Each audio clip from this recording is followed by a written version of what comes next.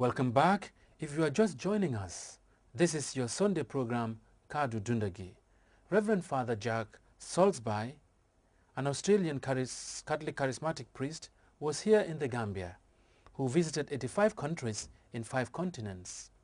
He held sessions last week here at the Gambia Pastoral Institute. After the sessions, Father Jack was invited to our studio, and our producer, Mr. Matthew Mendy, began by asking him about himself. Yes, well, I'm 79, born in England in 1931, and had all my early sacraments there, baptism and confirmation. In England we have that at the age of 6, confirmation, and then attended a Catholic school, Catholic church, but they both got bombed during the war, and unfortunately, or fortunately, depending on how you look at it, my faith was bombed. And so for the next 20 years, there was no God in my life, no prayer, no Mass, no sacraments. And I became a civil engineer. Civil engineering I enjoyed. And I would say that I was not a bad engineer, but you cannot be a good man without God. And it took me a long time to wake up to that.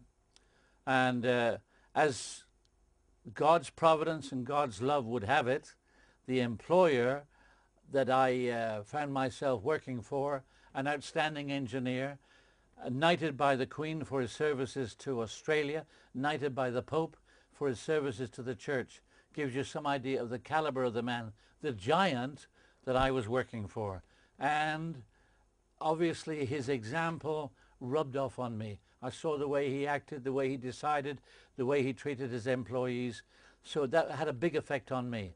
But I could never imitate him because I had lost the key to the ignition, faith. But he had a book in his office, and I read the book, and there were 3 lines that floored me.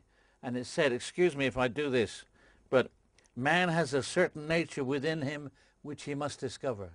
And every viewer who's looking at this, or every listener on the radio, you have a nature inside you, placed there by the Lord, which you must discover.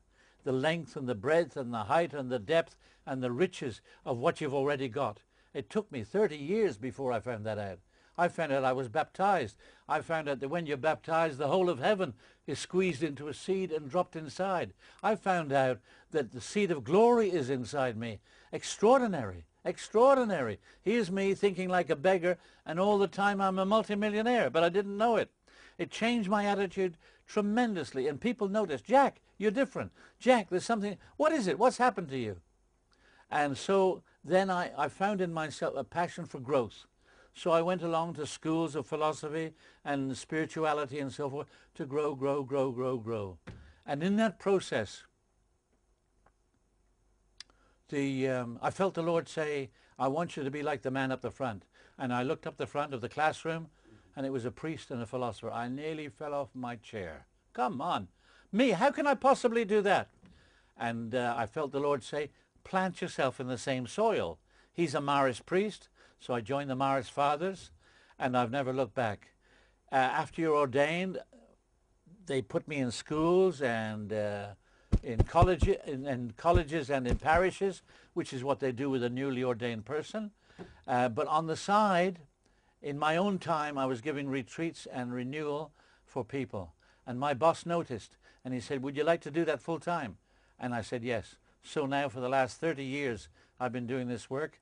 And I heard Pope John Paul II say, the first world must not forget Africa. And so I've been coming now to African countries. I suppose I've been to 26 or 27. Across the world, I've been to 92, carrying this message of how rich we already are from what God has done in the past. And our task now through teachers and a Christian family and a Christian parish is to discover more of the length and breadth and height and depth of what we've already been given. Now, I think that might do about myself. Great. And then coming back to our discussion here, you visited more than 85 countries in 5 continents. And finally, you are here in the Gambia. What's your own experience with the participants during the section you've just finished conducting? They're thirsty. They want it. There's something inside them. Teach me. I want to grow. I want to grow. I want to grow. I want to become all that I can become. You can put it in different words, but it's a joy for any teacher, for any evangelist, to see people in front of them saying, more, more, more. They've asked for another session tomorrow.